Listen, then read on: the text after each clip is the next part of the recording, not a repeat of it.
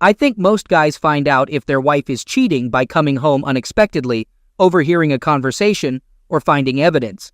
In my case, it was simpler. My wife emailed me. Though unintentional, I figured her email program suggested my name, and she clicked without checking, a common mistake, especially when in a hurry. I was surprised to get a note from my wife after 18 years of marriage, titled, "About Yesterday." Since yesterday was a regular Wednesday, I wondered why Anne emailed me about it. Reading the message, she expressed how wonderful yesterday was and her anticipation for next week. She called herself "Your Lady." I was at work all day on Wednesday, and as far as I knew, Anne was too. We didn't even talk on the phone. Despite her unusual cheerfulness when she came home, the betrayal was obvious. My first thought was to confront her in the evening, demand an explanation or a confession. However, being logical, I considered she might deny the letter's meaning, come up with an alternative explanation, or pass it off as a joke. What could I say? My unfounded accusations might not reveal anything. After thinking it over, I decided to wait. It would be interesting to see if Anne realizes her mistake and explains herself. If not, I've been warned and can use the information about her next date. Anne sells real estate, so her hours are irregular. She came home much later than me that night. I watched her closely, but her behavior seemed normal. If she knew the letter was a mistake, she didn't show it. I didn't hint that something was wrong either. The evening passed routinely, but I couldn't sleep. Instead, I analyzed the problem to untangle the knot. There might be a completely innocent explanation. Acting rashly could destroy our marriage, and I loved my wife. If the letter proved an affair, my marriage was under threat, and I needed to take action. The next morning, I went back to analyzing and contacted a detective agency to follow my wife. If she did nothing unusual on Wednesday, it wouldn't ease my fears, but I'd feel better. If my fears were justified, I'd find the truth and take appropriate measures. After doing everything I could at that moment, I put it aside and got back to work. Next Wednesday seemed normal. Anne and I left for work and returned home late. Nothing seemed abnormal in her appearance or behavior. I sat in my office reading stories and tried to hide signs of anxiety. On Thursday, I met with the detective agency. Although not very emotional, I could read emotions. The detective confirmed my suspicions with photos of Anne at a motel near the airport, entering a room with a man and leaving hand in hand. The detective told me it's always unpleasant to confirm suspicions. I thought for a minute and asked for help again. If the motel is their regular meeting place, I wanted photos of what's happening in the room. The detective agreed, mentioning I'd need to pay the motel manager. I nodded, and the proof would be paid. Back in my office, I couldn't concentrate on work. Now that doubts were removed, my ability to think seemed to disappear. I gave up working and focused on making plans. In addition to confirming my wife's infidelity, I understood why Anne accidentally sent the letter to me. I knew her lover, our neighbor, Mark Bradshaw. My name, McBishop, must have been suggested by the email program. Knowing Mark and his wife were our friends made the situation more painful. I had to do something, but the question was, what exactly? For hours, I went through various options, from revenge fantasies to begging Anne not to leave. Questions about the affair tormented me, but I finally decided on a plan to achieve my goals. I'm sorry, the detective said it's always unpleasant for us to confirm your suspicions. What do you want us to do now? After thinking for a minute, I told him I needed their help again. It seems the motel is their regular meeting place. If that's true, can you take photos of what's happening in the room? The detective didn't hesitate. We have a lot of experience getting such evidence. You might need to pay the motel manager for cooperation. If that's okay with you, we can guarantee results. I nodded. I'll pay for the proof. I went back to my office, but surprisingly, I couldn't focus on work. With all doubts removed, my ability to think seemed to vanish.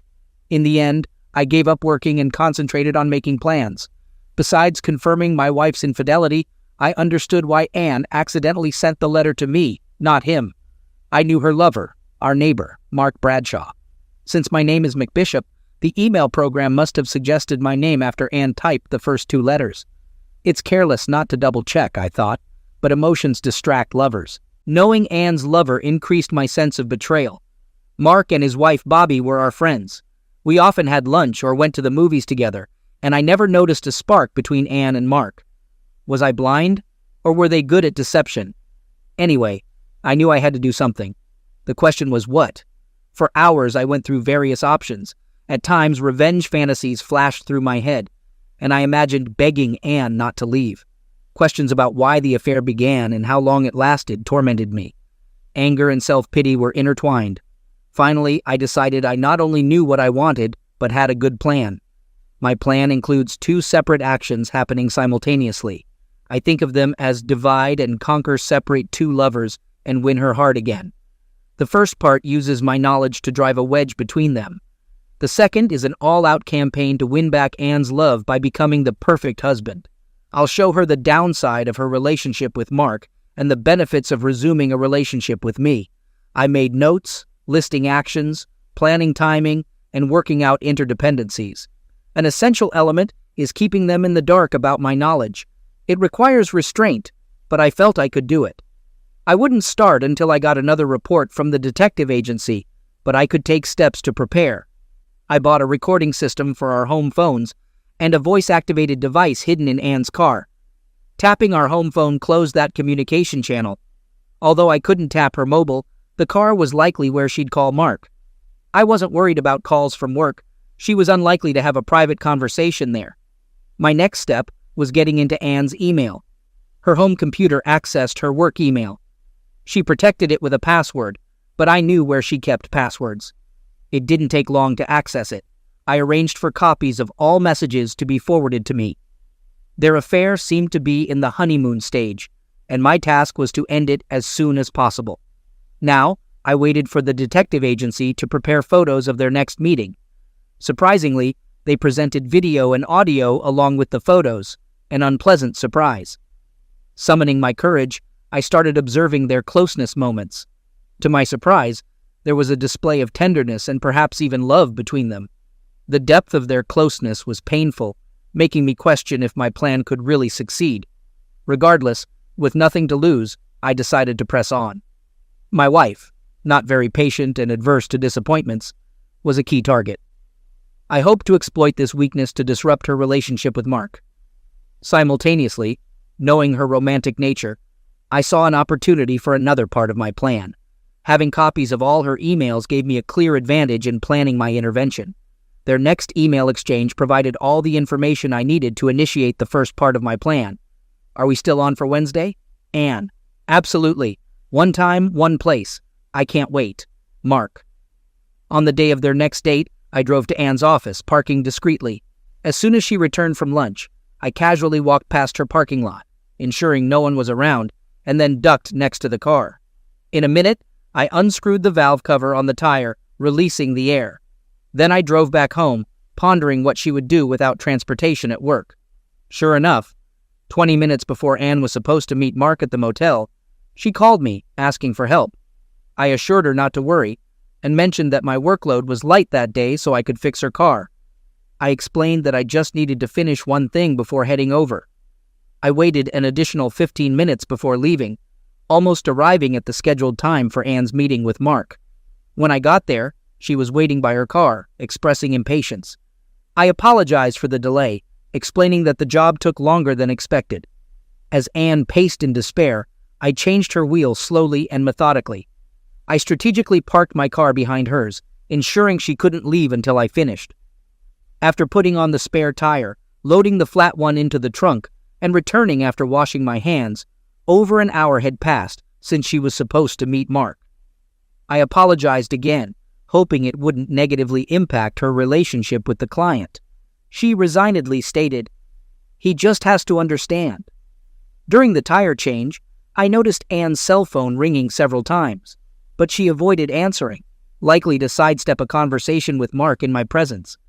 My suspicions were confirmed when I returned to my office and saw an excited correspondence between them. Mark had been waiting at the motel for over an hour, expressing frustration about the flat tire. I thought, good, realizing I had disrupted their plans a bit. That evening after dinner, I took Anne to the sofa, placed her feet on my lap, and provided her with a foot massage. I explained that I understood she had a challenging day and wanted to do something nice for her. Initially questioning my motive, she soon relaxed as I continued to work on her legs, and a pleased expression appeared on her face. Throughout the week, I waited before taking the next step. On Monday, a sizable floral arrangement with a postcard was sent to her office, expressing appreciation for the best wife a man can have. Although she might have hidden any remorse well, she warmly thanked me upon returning home, sharing the positive impression it made on her colleagues. Curious about the gesture, she inquired about the occasion, noting that I had never done anything similar before.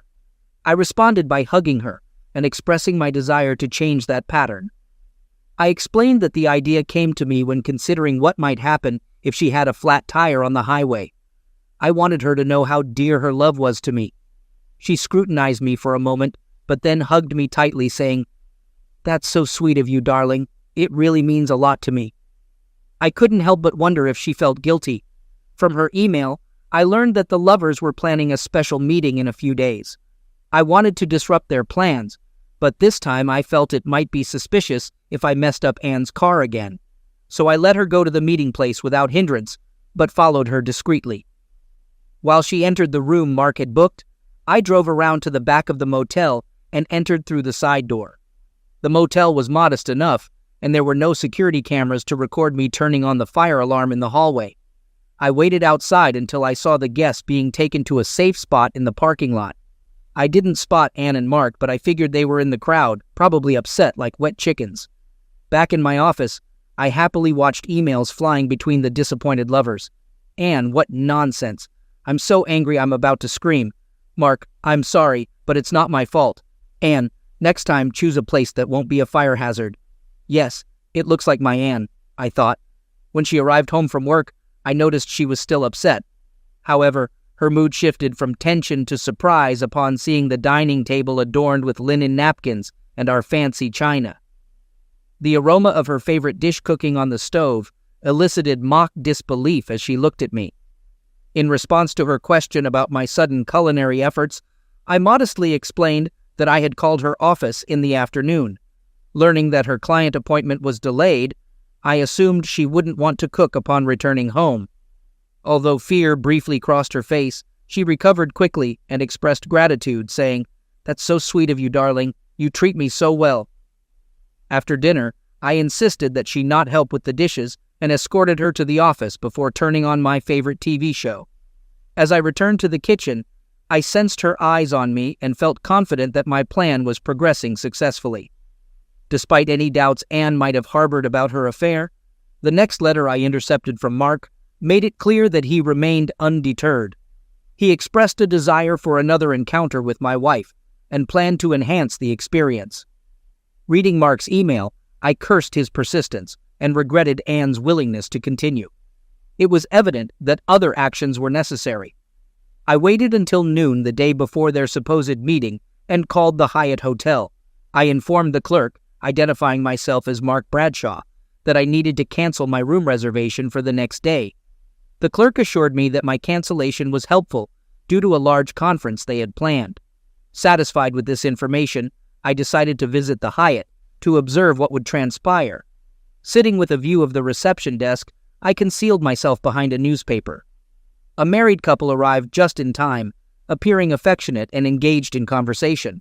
However, their mood shifted dramatically upon discovering they had no room. Mark expressed frustration, insisting that he had booked a room days ago. The clerk apologized, explaining that the order had been canceled. Mark attempted to make a new reservation, but the hotel was fully booked. Anne, visibly upset, urged him to leave. Disappointed, Mark followed her to the parking lot, attempting unsuccessfully to calm her down. Once both had left in their cars, I thought with satisfaction, "My work here is finished." When Anne returned home, I intercepted her at the door, informing her that we were leaving. Before she could object, I guided her to my car, opened the door for her, and took the driver's seat. Responding to her question about our destination, I smiled and mentioned that I had a little surprise planned for the evening. I turned on the radio to some quiet music, and we drove in silence. She observed me with curiosity, attempting to discern my plans. Visibly concerned, she inquired why we were coming to the Hyatt. In response, I winked and assured her that she would see. We entered the hotel elevator, and I selected the button for the top floor. Soon, We found ourselves in the rooftop restaurant at the Hyatt Hotel, known for its signature rotating dome. I provided the head waiter with my name, and he acknowledged our presence, stating that we had arrived just in time. Following that, he led us to a table on the outer edge, offering a view of the city lights. Curious, Anne asked suspiciously why I had chosen this place. I explained that there was no specific reason, just that I thought it would be a great setting for my pretty wife. She tensely smiled at the compliment. Inquiring further, she asked how I managed to get us a table, mentioning the big convention in town. I casually explained that it was not a problem. I had called that day and booked a table. Although Anne didn't react, I knew my success contrasted sharply with Mark's failure. Continuing, I mentioned that I had booked a table as soon as I found out about their rendezvous plans and took the liberty of ordering. She expressed her gratitude, saying she didn't mind. Thankful for my concern, she relaxed. Her delight increased as the waiter brought a bucket of ice and a bottle of champagne. After a few toasts, she cheered up. When the waiter brought oysters on half a shell, she was delighted. Internally, I acknowledged that I wasn't a big fan of oysters, but Anne loved them as the main course. The waiter then brought a salad of salmon niçoise with black olive sauce, impressing Anne. With a smile, she remarked that she thought I was going to order something heavy, like a big steak. I reassured her, saying that the salad was the perfect option, knowing she liked salads, and besides, we didn't want to eat too much. She looked at me questioningly, but I didn't provide any additional information. For dessert, the waiter brought 2 bowls of fresh raspberries with a spoonful of whipped cream and liqueur glasses filled with Grand Marnier. Anne thoroughly enjoyed it. Driving home, she unbuckled her seatbelt and snuggled up to me. The combination of drinks and oysters seemed to have the desired effect. Sensing she might be both upset and excited after the failures of her recent dates, I led her straight upstairs to our bedroom. I suggested she change into her nightgown while I took care of other things. As she turned to the closet, I quickly checked the guest bedroom to ensure everything was ready. Returning, I was pleased to see she chose a transparent black nightgown that concealed and revealed the curves of her body. Guiding her to the guest bedroom where scented candles burned around the open bed, I explained that touch and smell would be the only senses she needed that day. Placing a sleep mask over her eyes, I led her to the bed and undressed her, laying her on fresh linen sheets. Waving a bottle of almond butter under her nose, I instructed her to smell it. I poured some water into my hands to warm her up and began with a short foot massage. She moaned with pleasure, and I continued, gradually moving up to ensure she was completely relaxed.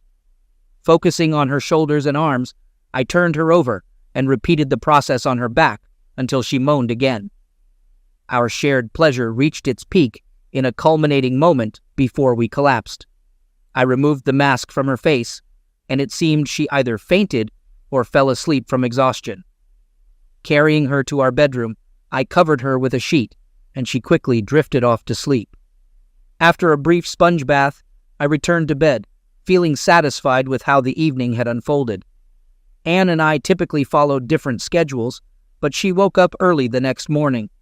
Upon going downstairs, I found that she had already made coffee and breakfast. Her eyes sparkled as she expressed her gratitude for the special night. I responded, expressing my happiness that she enjoyed it and acknowledging that I would remember it for a long time. She gave me a smile, and I sensed that Anne and I were making real progress. Later that day, I intercepted an email confirming that Mark was still attempting to arrange a meeting with her.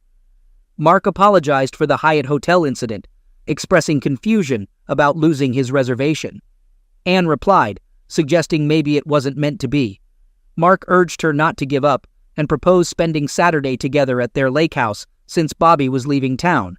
No booking issues, no fire alarms, just a hot time. Signed with love, Anne. Knowing Mac always plays golf on Saturdays, Mark suggested leaving while Mac is there. Mark eagerly anticipated being with Anne again. It was clear to me that my plan had reached a critical point. I felt the strategy of divide and rule gaining strength. I needed to do something this weekend to avoid losing my progress. Their new plans posed a real problem. I couldn't cancel my golf game, and Anne could find an excuse to leave. Touching her car was out of the question. Suspicion could jeopardize everything. I needed a way to get Anne to change her plans at the last minute. Suddenly, a brilliant idea struck me, the perfect solution with just one phone call. I stuck to my routine for the rest of the week, but on Friday night, I slyly swapped Anne's mobile phone battery with a dead one. If she tried calling Mark this weekend, it'd be on her home phone, allowing me to listen in on the conversation. On weekends, Anne and I dress casually. However, when Anne came downstairs on Saturday morning in a beautiful skirt and blouse, I took notice. As my departure time for golf approached, Anne watched me with some apprehension, likely because I hadn't made a move to put on my usual golf pants and shirt. When 10 a.m. came, and I showed no intention of leaving, it was clear she was preparing an excuse for why she needed to leave. Growing impatient, she turned to me, demanding to know if I was playing golf. Then the doorbell rang. Anne, puzzled, opened the door to find her sister Miriam, who Mac had invited for the weekend. The women hugged excitedly. Anne, surprised but pleased, welcomed Miriam. Miriam explained that Mac had invited her at the beginning of the week, since she had no plans. Anne and Miriam, though close, didn't see each other often due to the distance. Anne was delighted to have Miriam there. Turning to me, she realized why I hadn't played golf and appreciated the opportunity for her sister to visit. Inviting Miriam to breakfast, I suggested she might want to change into something more elegant than jeans, although she looked great as she was. Anne blushed, but quickly recovered. I suggested helping Miriam carry her bag to the guest room while she changed, mentioning that I needed to make a quick call. Observing her walking down the corridor, I soon heard some muted curses. When she returned, holding her unresponsive mobile, she expressed frustration about the dead battery. I sympathized, suggesting she could use the home phone, but she dismissed it, stating that the call wasn't important. She then inquired about where we should have breakfast. Over the weekend, I spent time bonding with my sisters, attempting to lift their spirits. As Miriam prepared to leave on Sunday afternoon, she hugged me, expressing gratitude intentionally. She commented to Anne, "You have a special husband." Anne seemed to wince slightly, but she smiled and hugged me, promising that she would. Despite my confidence that Anne had used the weekend to call Mark, I wasn't concerned if it was on our home phone, as I had it recorded. After Anne went to bed on Sunday night, I checked the recording and discovered that the call had taken place early Sunday morning. Anne told Mark about her unexpected sister's visit, explaining why she couldn't meet on Saturday. Their conversation intrigued me. Their disappointment seemed evident, and I felt I had dealt a serious blow to their relationship. Hopefully this would be enough. Confirming my assessment, their emails on Monday showed, "Mark, are we still meeting this week?" Anne, "I don't think so." Mark, "This is getting too troublesome and starting to annoy me. Besides, Mac has been really nice to me lately, and I feel pretty guilty about running to you behind his back. I think we need to get this over with." Mark, "Don't say that." Anne, "At least one more time." Anne, "No, I'm serious, it's over." Mark, "Well, I can't say I'm not disappointed. You're still an attractive lady, but I know what you're talking about. Maybe it's for the best. I don't want to lose Bobby either. But I hope we can still be friends. And of course, we will remain friends, just not friends with privileges. I achieved success by introducing enough issues into their relationship that it crumbled. Now, I only needed to complete the second part of my plan. When Anne returned home that evening, she appeared downcast and preoccupied, occasionally showing signs of tears in her eyes. Not wanting to intrude but feeling the need to address her behavior, I asked with concern if everything was okay and if she was facing any work problems. She responded, "It's okay," avoiding eye contact, and mentioned that she guessed she was just in a bad mood. I nodded, giving her some space. Secretly, I felt triumphant, convinced that she was mourning the end of her relationship with Mark, even though she had chosen to end it. Sensing her sadness, I knew Anne invested emotions into relationships and struggled with the loss. While her mood seemed to settle, I couldn't help but think that Mark wouldn't likely share a similar reaction. Sarcastically, I thought, "He's probably with Bobby right now." The following morning, Anne seemed in much better spirits. Throughout the day, I didn't come across any more messages between Mark and her, reinforcing my belief that neither had changed their minds. It fueled my growing sense of triumph. That evening after dinner, as Anne entered the study, I had an Edgar Allan Poe book in my lap once again. When she inquired about my reading choice and what it was about, I replied that it was one of my favorites, The Cask of Amontillado. Admitting that she didn't know that one, she snuggled up to me and interrupted my reading to express how wonderful a husband I was. She looked into my eyes and said seriously, "You've been so kind to me in the past few weeks, and I feel very fortunate to have you." Her expressions of gratitude made my heart soar, realizing that I had succeeded. This is the moment I've been waiting for. I gazed at her, anticipating more words from her. She paused, and for a moment, a guilty expression flashed across her face. Her eyes appeared slightly moist. She fervently stated, "I really don't deserve you." In response, I calmly said, "No, I don't deserve you." Then I reached for the desk drawer. Adding sharply, I tossed photos of her meeting Mark at the motel onto her lap. Initially confused by the change in my tone, she struggled to understand what I had given her. As she focused on the frames and grasped their contents, she began to wail, "Oh my God, no, no!" I handed her a copy of the divorce application my lawyer had filed earlier that day. Her breath caught in her throat. "But I thought isn't there any way?" "No," I coldly interrupted, passing her another stack of papers. "And if you're curious about Mark, here's a copy of the letter I sent to Bobby tonight, along with the detective's report. I also sent a similar letter to your sister Miriam, explaining why I am divorcing you." She moaned in pain and sobbed again. "I just don't understand. You've been so loving and caring all these weeks. I can't believe you're so cruel right now. Does all this mean nothing, my dear?" I said evenly. "When you started your little romance, you put an end to all my love for you. That's why I spent the last few weeks trying to end your relationship with Mark. As for how I treated you, well, I wanted to make sure you understood how much you lost when you betrayed me. My goal was to take away from you the same thing you took from me, and from what I can tell, my plan worked perfectly."